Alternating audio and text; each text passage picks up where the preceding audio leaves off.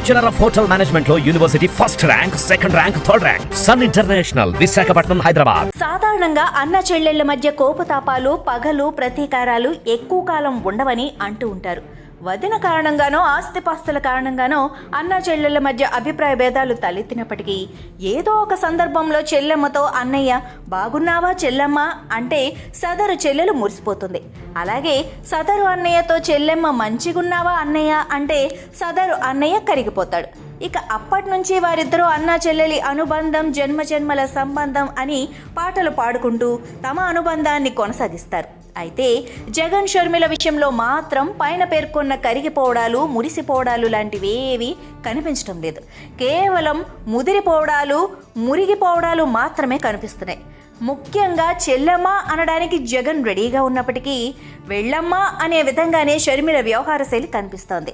మొత్తానికి జగన్ ఏ విషయంలో షర్మిలకు అన్యాయం చేశాడో కానీ షర్మిల కాంగ్రెస్ పార్టీలో చేరక ముందు వరకు జగన్ మీద తనకున్న వ్యతిరేకతను అంతగా బయట పెట్టలేదు.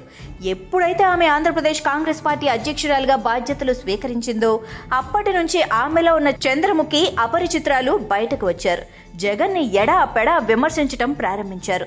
ఆ విమర్శలు కూడా ఏదో తూతూ మంత్రం విమర్శలు కాదు, జగన్ నషాళానికంటే విమర్శలు, జగన్ అండ్ పార్టీ కక్కలేని మింగలేని విమర్శలు. జగన్ని వేరే ఎవరైనా విమర్శిస్తే బూతులతో రెచ్చిపోయే జగన్ పార్టీ మూకలు షర్మిల విషయంలో మాత్రం ఆచితూచి వ్యవహరించాల్సి వచ్చింది. వేరే వాళ్ళని తిట్టినట్టుగా షర్మిలను తిడితే అది తిరిగి తమ పేకకే చుట్టుకుంటుందన్న భయంతో తమని తాము కంట్రోల్ చేసుకున్నారు.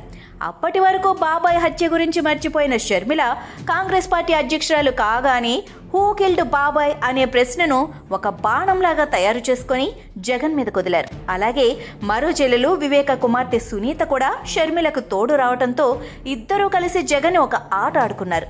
ఎలక్షన్ సందర్భంగా వీళ్లు పెట్టిన శాపనార్థాలు కూడా జగన్ తుక్కుగా ఓడిపోవడానికి ఒక కారణంగా కొంతమంది భావిస్తూ ఉంటారు.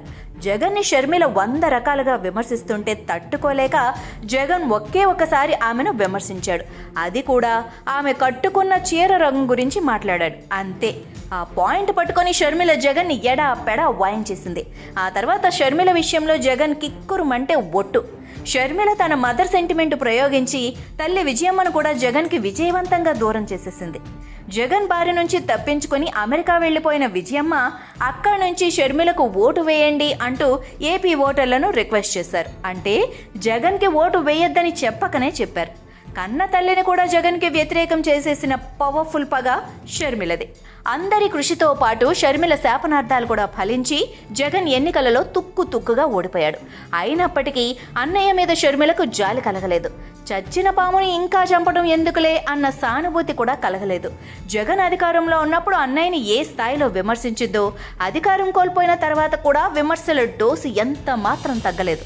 ప్రభుత్వ పథకాలను జగన్ అండ్ కో విమర్శిస్తే ప్రభుత్వం కంటే ముందే షర్మిల ముందుకొచ్చి జగన్ మీద విమర్శలు గుప్పిస్తోంది. తమరి పాలనలో ఏం వెలగబెట్టారో ముందు అది చెప్పమని సవాళ్లు విసురుతోంది.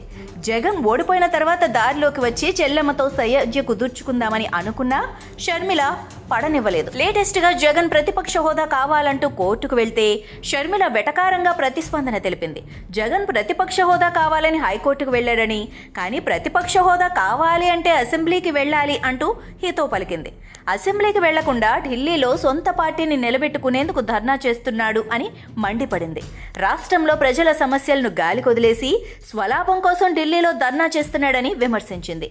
ఎవరో కార్యకర్త మర్డర్ అయ్యాడని ఢిల్లీలో ధర్నా చేస్తున్న జగన్కి సొంత బాబాయ్ హత్య విషయంలో మాత్రం ఢిల్లీకి వెళ్లి ధర్నా చేయాలని అనిపించలేదా అని ప్రశ్నిస్తోంది. నిజమే కదా. మొత్తానికి జగన్ మీద షర్మిల పగ ఇప్పట్లో చల్లారేలా లేదు. ఈ పగ ఎప్పటికీ చల్లారకపోతేనే ఆంధ్రప్రదేశ్ రాష్ట్రానికి మంచిదని పరిశీలకులు అంటున్నారు.